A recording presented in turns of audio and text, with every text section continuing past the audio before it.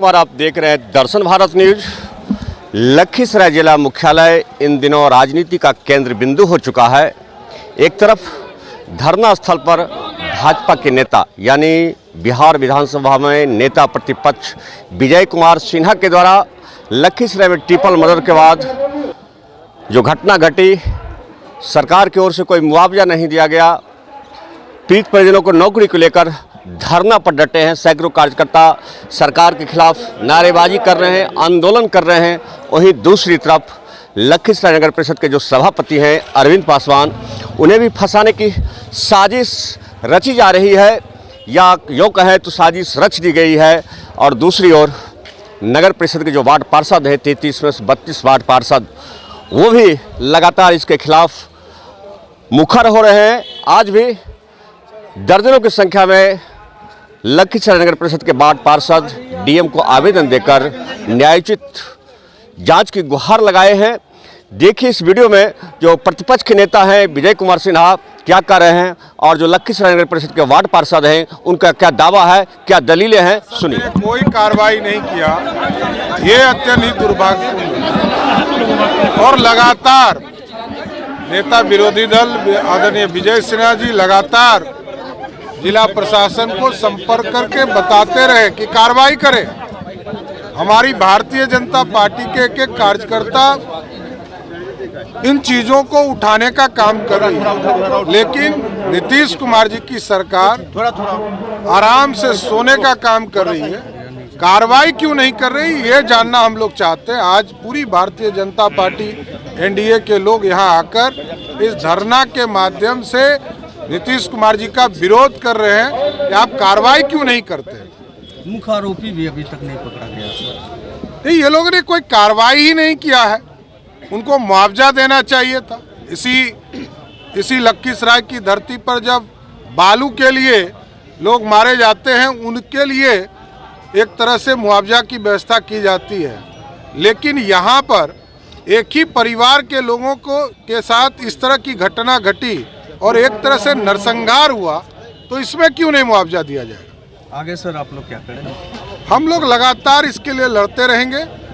आदरणीय विजय सिन्हा जी और सभी हमारे नेता यहाँ पर लगातार संघर्ष कर रहे हैं। इस संघर्ष को आगे भी हम लोग सदन तक पहुँचाने का काम करें। और ये प्रशासनिक विफलता और अराजकता है। सरकार को जैसे जहरीली शराब पर 4 लाख की मुआवजा का घोषणा किया, इनको मुआवजा की घोषणा करना चाहिए, क्योंकि गृह विभाग मुख्यमंत्री के जिम्मे है और सरकार की विफलता, प्रशासन की विफलता के कारण अपराधियों के गोली के शिकार हो रहे हैं, लोग बिहार में मर रहे हैं। तो इसलिए उसको मुआवजा और कार्रवाई के लिए आज हम लोग लखीसराय जिला धरना पर बैठा है और इस धरने खिस्से के माध्यम से ये मामला सड़क से सदन तक जाएंगे। लखीसराय में जो नरसंहार हुआ है, 6 लोगों पर गोलियां चलाना, 3 लोगों की मौत और 3 व्यक्ति अभी भी जिंदगी और मौत से जूझ रहे हैं। उनका समुचित रूप से इलाज नहीं होना, ये सरकार की विफलता। और मरने वाले पूरा एक ही परिवार का व्यक्ति और उस परिवार पर इतनी बड़ी विपदा, और कह सकते हैं कि ये नरसंहार है, आपदा हुआ है, तो सरकार मुआवजा अभी तक नहीं दे रही है। सरकार पूरी तरह से निरंकुश हो गई है, सरकार की संवेदनाएं समाप्त हो गई है। हम लोग आज जो है सरकार के कानों तक आवाज पहुंचाने के लिए, संवेदनहीनता को उसको समाप्त करने के लिए और उस पीड़ित परिवार को मुआवजा दिलाने के लिए आज धरने पर बैठे हैं। सत्ता पक्ष के लोग कह रहे हैं कि विपक्ष राजनीति। हमें सत्ता पक्ष को जो है उससे पीड़ित परिवार के साथ खड़ा होना चाहिए, उसको मुआवजा मिलना चाहिए। हम तो मांग कर रहे हैं कि आज जिसकी मौत हुई है, जिस परिवार पर इतनी बड़ी विपदा और आपदा आई है, उसके साथ सरकार को खड़ा होना चाहिए। तो हम इसमें राजनीति क्या कर रहे हैं? हम तो सरकार के कानों तक आवाज पहुंचा रहे हैं और वो जो सोई हुई है उस सोई सरकार को जगाने का काम को प्रभावित करने का काम राजनीतिकरण के तहत किया जा रहा है, जिसे कदापि बर्दाश्त नहीं किया जाएगा।